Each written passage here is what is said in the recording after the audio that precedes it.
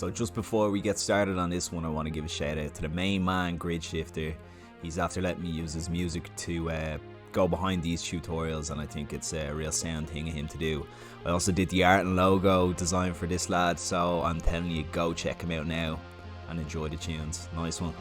So for the tutorial today, we are going to do a more stereotypical heavy metal style logo. Now, I mean something like death metal, black metal, thrash metal, that style of logo with very jagged letter forms, almost mirror-like symmetry, creating like a very iconic style, iconic look to the logo. You know, something that you see in a back patch or like someone's battle jacket. You know, really, really cool and nasty and spiky. So the first thing you're going to do is you're going to take any brush and you're going to make a new layer and just start very roughly hashing out your letter forms. Now this can be as rough as you want, you know, this is purely your guide going forward for the rest of the logo. So a nice trick for this is you'll very roughly only draw half of your logo. So you'll do the first, in this case I think it's 5 letters. You do your first 5 letters and half of the middle letter, and then once you're happy with like how it looks, we're gonna flip it. So you duplicate your layer and flip it, mirror flip it, so you're actually doubling the letters on either side, and then you can really clearly see what your logo is going to look like. You know, you can decide if you're happy with your shape or not, play around with your warp perspective, you know, all the little tricks just to kind of like nudge the shape into the kind of like iconic the iconic kind of silhouette that you want it to be. So once you duplicate your second half of your letters, you can really get a feel for your negative space and what you want to fill in, where you want to throw in more spikes or what. So here I'm happy with this. Once you're happy with your guide layer, you'll make a new layer and take again your lasso tool, and you'll just start drawing in your main shapes. The best way to kind of do this is for a spiky kind of logo like this, is to go really jagged with your edges, and once you've kind of gotten like 5 or 6 of these spike shapes that you're happy with, you can duplicate these layers and use them in other letters. So here you can kind of see me slowly but surely kind of chipping through my letters and developing kind of like a style that will keep going forward with the logo. It's always nice to kind of look back over your letters as you make them and kind of decide to throw in a few more spikes here, or if you have like one bit that looks better than others, what you can do is just use your magic wand, grab that and duplicate it, and as you can see here, I've thrown in a part of the first H into the A, and I've just nudged it with my warp tool, maybe a bit of skew. Again, this is early days, so it doesn't really matter. Like, you're playing around with the shapes. You want the shape to be perfect before we start like with any of the detailing or texturing. Again, you can just, you know, play around with this as long as you want. Like, there's no like perfect art to this. It's really like what your eye is happy with, you know.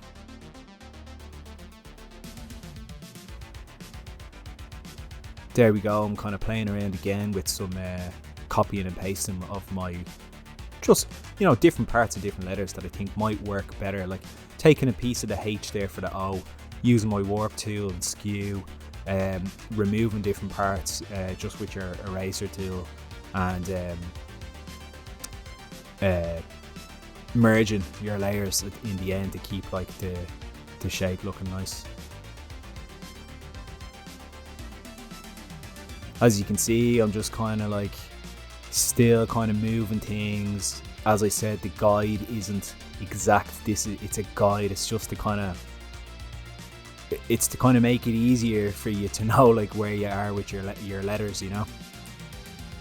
But it doesn't have to be adhered to like exactly. You could draw a guide layer, and then once you start putting in the actual letter forms and shapes over it, just like go a complete opposite way, you know.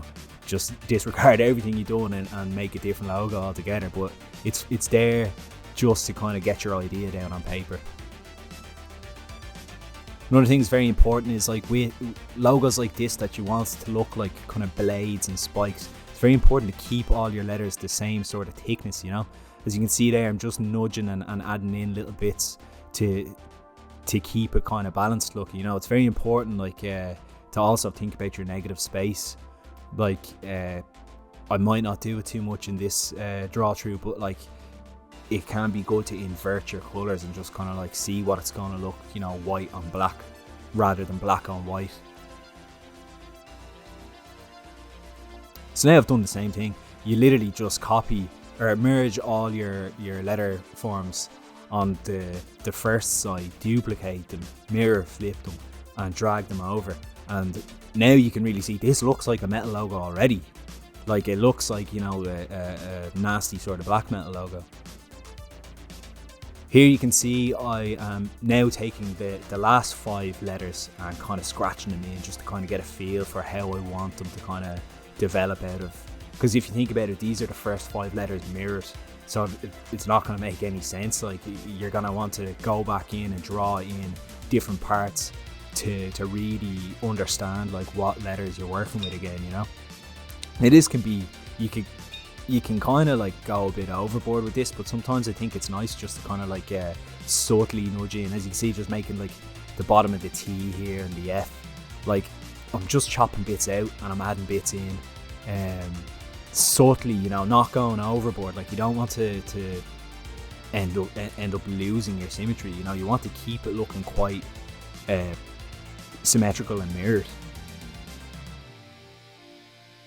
Like you can go overboard in this part of the process and kind of like ruin your flow and symmetry. So just be careful of that. Like I'm guilty of it a lot. But another thing you can do here is like when you're adding in different spikes like I did there with the T, just flip it again and throw it back on the opposite side so you're keeping that symmetry, you know what I mean?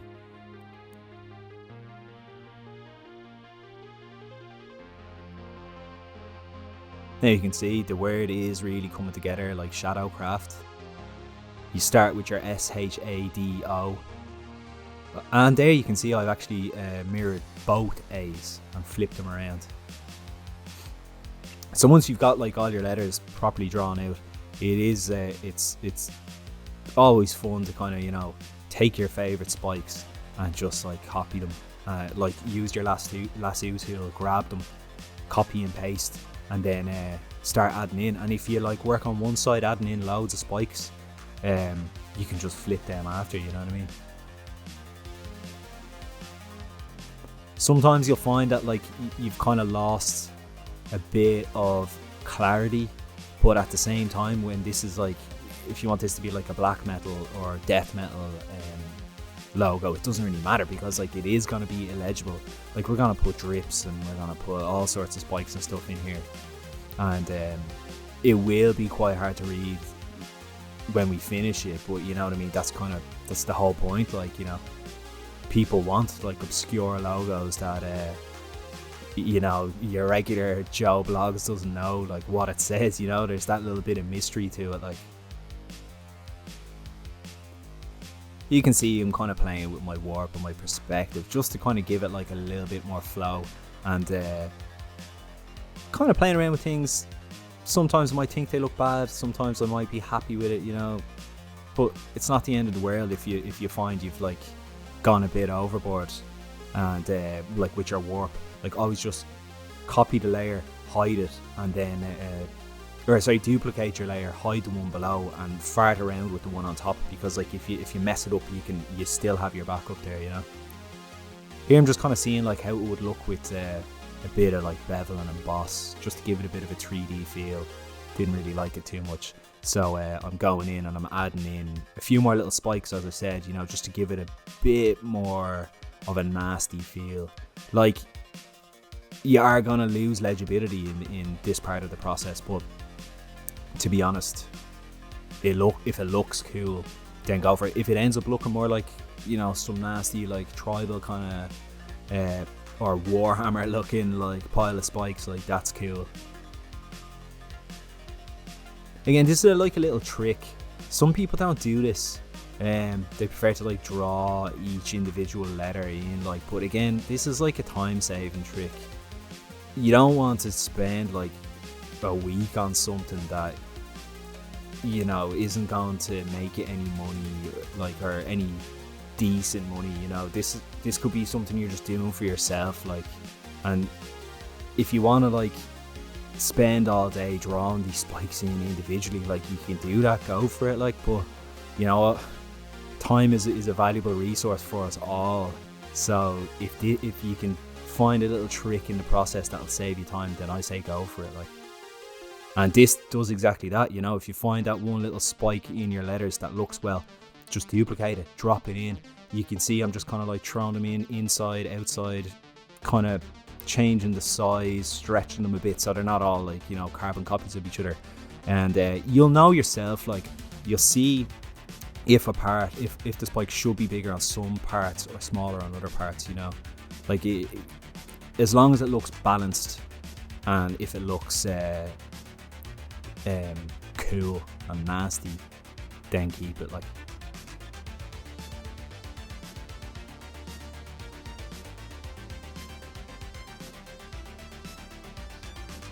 So once we've got all our spikes, as I said, you can basically just like copy and paste, or merge all of them together and copy and paste the layer, or duplicate your layer and flip them onto the other side, and wham, there you go.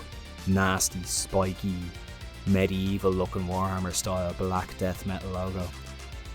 Here I am just messing around again with warp and stuff, kind of seeing as well if I can change little bits of the logo that I think are a little too overboard, like those spikes on the edge. I thought they were a little bit too overboard, but then I did end up really liking the shape, so I kept them.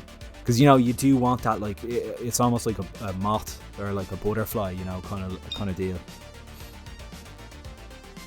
So I didn't go for bevel and emboss here, and I opted to do like a little drop shadow, a drop shadow style effect for this, you know, by duplicating your layer, nudging one up with just shift on your up arrow, and then throwing like a white stroke on the top layer, so it looks like it's got this real hard like drop shadow. But it wasn't really working because it was so detailed just by duplicating it once and nudging it up. So what I did was I like cut the bottom layer in half and nudged one side to the left and one side to the right, while keeping the top layer with the white stroke on the edge. As you can see here, like, there's still a lot of work to do in terms of like filling in the logo and like making sure our little like gaps and stuff are filled in, and clean up all our edges. But I'm getting there with it now, like, and the shape is really sort of coming together. So once that is once we're happy with the actual like shape of the logo, we can worry about putting in some color, maybe chroming it up, maybe adding like different sort of effects and like texture in, just to kind of set it off and give it that real like nasty kind of look. This one I am gonna chrome it up, so tune in for the next tutorial and you can see that. And best of luck, take care.